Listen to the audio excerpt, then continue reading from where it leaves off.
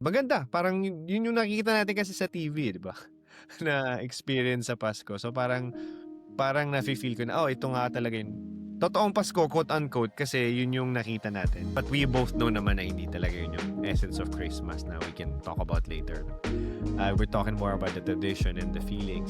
And that's where I see myself that I value yung traditions ni Stephanie. Because, for example, the way she build Christmas, it's super special. It's very, she likes traditions, she likes making it super special in such a way na alam mo yun, yung even pag-wrap ng gifts pa lang. Pag kasi before, pag nag-wrap kami ng gifts sa Philippines, yung wrapping paper lang, diba?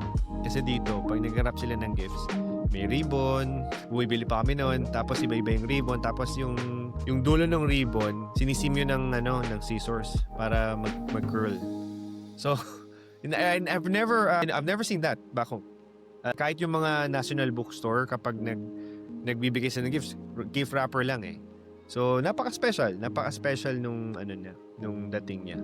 Although, having said that, no, meron pa rin naman ako namimiss sa Philippines. Ikaw ba, ano yung namimiss mong Christmas Filipino tradition? Well, in a way na nami-miss mo siya at saka parang nasha-shock na din ako kasi hindi siya masyadong practice dito. Yung idea ng Christmas party. Yes.